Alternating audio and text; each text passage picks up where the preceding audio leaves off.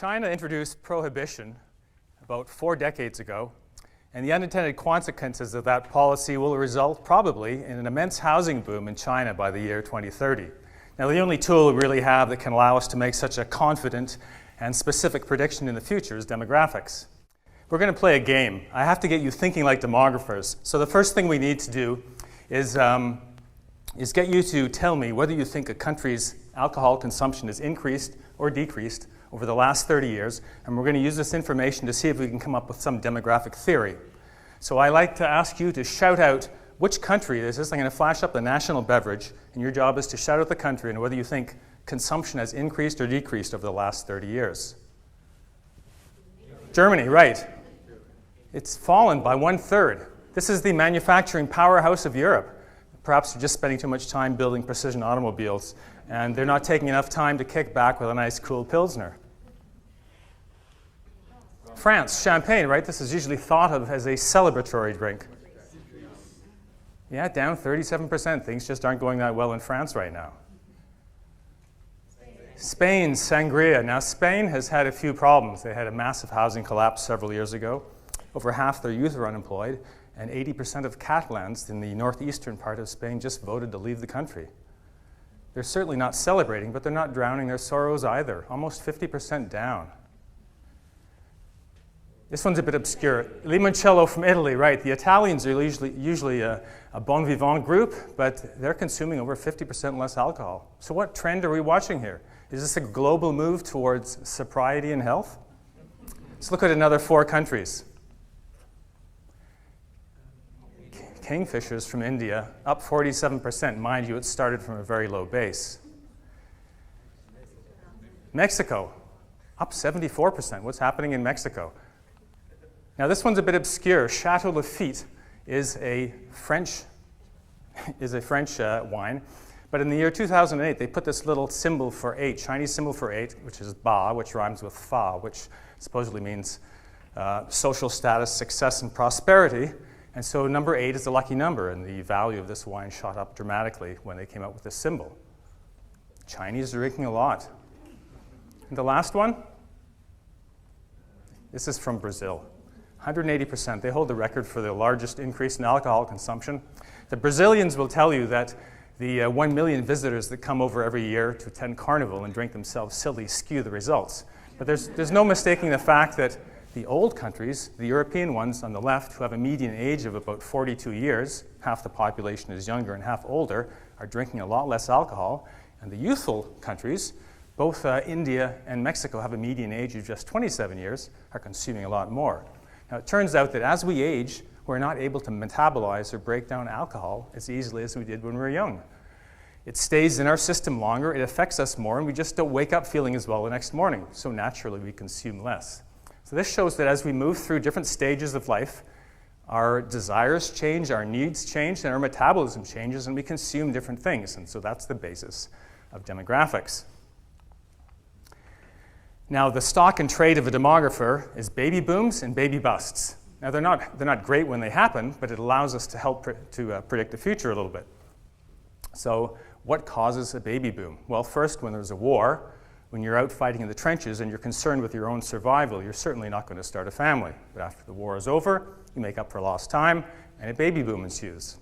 Same thing happens when there's famine. If you can't feed yourself, you're certainly not going to try and feed a newborn baby.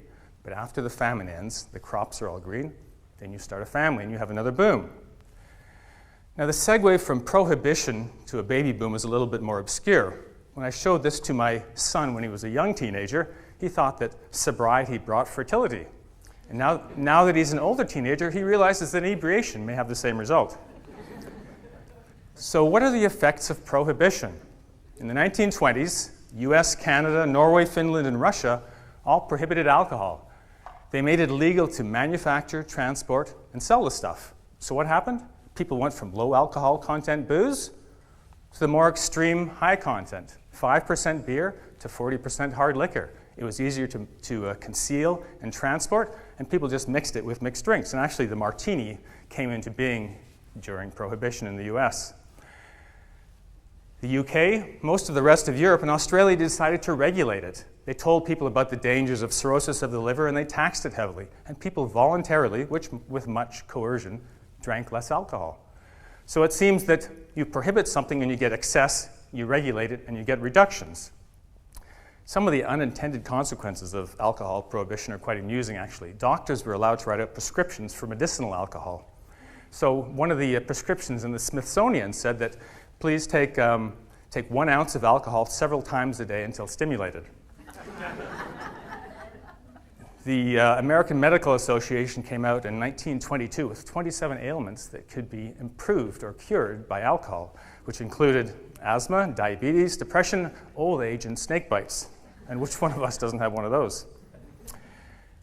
In California, grape growers became inventive. They put grape juice in a container and put a sticker on it, a warning sticker that said, whatever you do, don't throw 3.5 pounds of sugar, a bunch of yeast, and some water into this. And whatever you do, don't cork it and let it sit for 2 weeks. So the agricultural land allocated to grape growing in California doubled during the Depression, during the Prohibition. How about drugs? Well, we have the same sort of effect. In 1988, 26 years ago, there was a UN treaty to ban the sale and transport of illicit drugs. 185 of 193 countries signed this. Police forces increased, border guards, sniffer dogs. There was even a war on drugs. People were thrown into jail. What happened? Heroin consumption went through the roof. Opium production tripled. The number of HIV patients because of used heroin needles went through the roof. Just terrible consequences.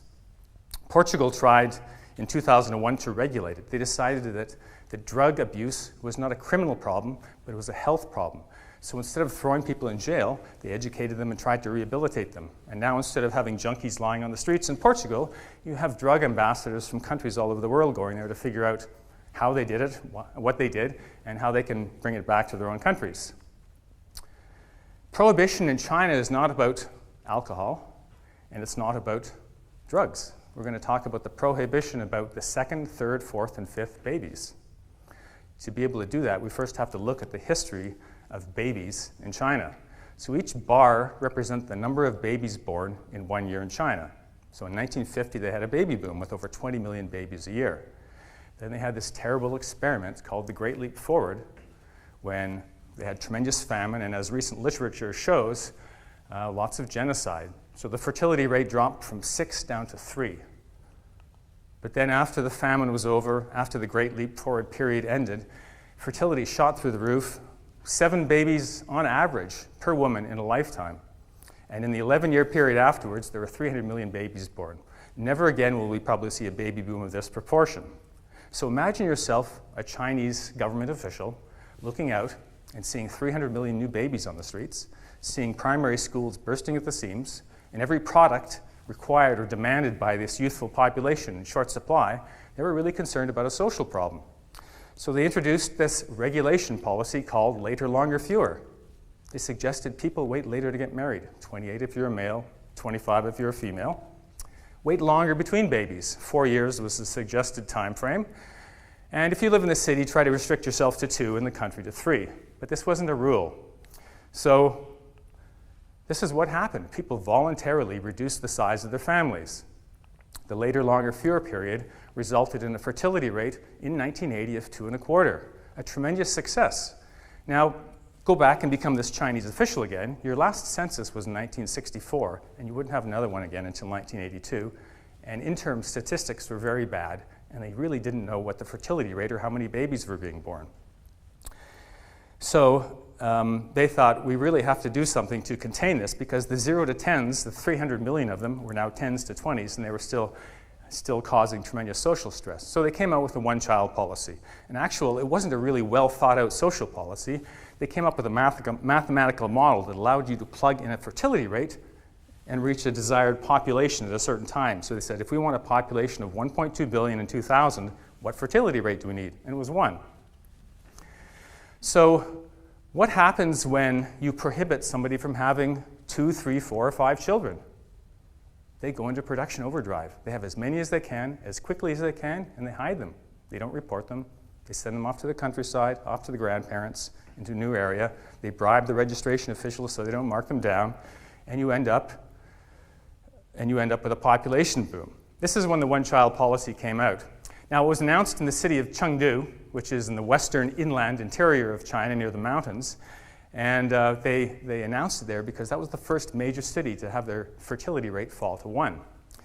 It's also the home of the giant panda breeding center. And we went there a few years ago and heard about Mei Mei, who was also known as Hero Mum. She had 11 babies, and she was such a good mother that they gave her all the panda babies of the others to look after. Her record has since been surpassed by Qingqing and Yaya, who each have had 13 babies, and they're all still alive apparently. So the irony here is that the city that was feted for having a human fertility rate of 1 is also celebrated for having a panda fertility rate in the double digits. So after people hid their babies, this is what happened. You had a tremendous boom in the number of people.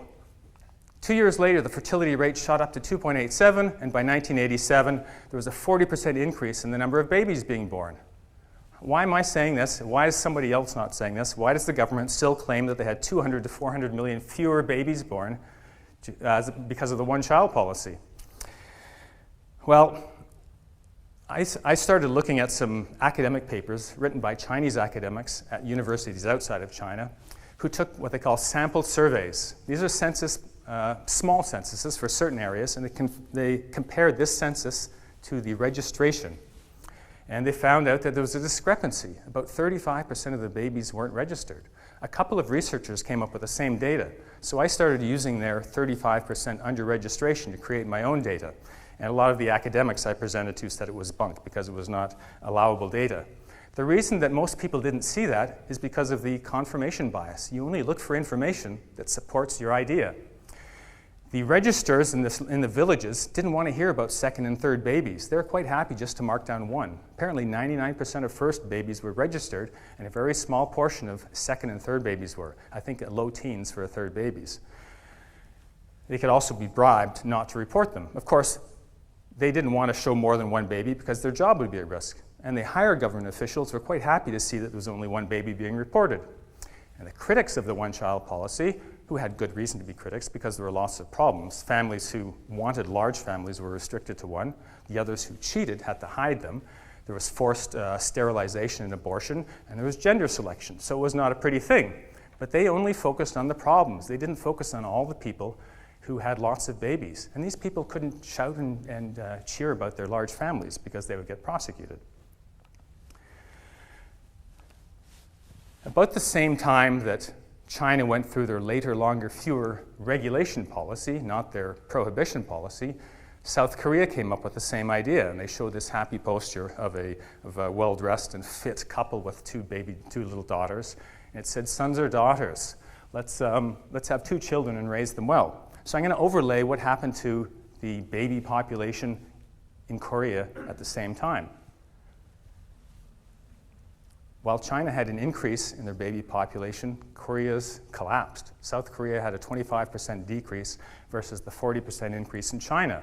Prohibition brought excess, regulation brought reduction. People voluntarily reduced. So I looked at all 23 Asian countries and found out that 21 of them had a tremendous decline in fertility during this period. It wasn't just China, it was everybody. Singapore, Hong Kong, Taiwan, they all had huge reductions. The only country other than China that had an increase in fertility was Cambodia, and it was because the Pol Pot regime had just come to an end, and it was 1980, and they had a huge baby boom there. So here we are. We've had 1 baby boom as a result in the aftermath of a famine, and then you had the later, longer, fewer period where you had fewer babies. Then you had an echo baby boom, where women of the baby boom had babies, and the fertility rate also rose. This echo baby boom is largely missed in literature. If you go and look at World Bank data, UN population data, CIA data, it's still missing from there. They still show a decline in population. And then we can estimate the echo of the echo baby boom, and it will be almost unaudible. Now, as a demographer, what I do is I take this information and I group people together into certain groups that do things. So I'm going to look at people who want to buy houses. So I group the people who spend the most money on houses, not the ones who buy the most, because you start very young and go to you're very old. I group this cohort together and chart it through time as one would look at a stock chart. And so on the vertical axis, we have the number of couples in China that are in the age group that's likely to purchase a home. And you had a 12 million person increase in this to 2005, and the New York Times article came out and said, some fear a bubble. And 2 years later, you had another 10 million couples come on stream ready to buy homes. And this time, Xinhua, a Chinese news agency, claimed the same thing. A bubble is in the works. 1 year later, another 7 million people on board, and The Economist, who's usually very good with their demographic analysis, said another bubble is on the way. So what are we looking at here? Usually we just look at a chart 1 year at a time because we don't know what's happening next, correct? Well, with demographics, we can actually look at this 40 years in advance. But nobody was doing it. You had hedge fund managers running around taking videos of empty apartment buildings and industrial buildings and saying, this is obviously a bubble. They're completely empty. They're unoccupied. This place will collapse. Yet they didn't see that the population kept growing. And within 1 to 2 years, these buildings were always full. China Daily got in on the bandwagon. In 2010, the New York Times came out with an article that said an investor bought 54 apartments in a single day. How could this not be a bubble? Well, it turns out that this was an entrepreneur who had just hired 100 engineers and needed to provide accommodation for them and only got half of what he needed.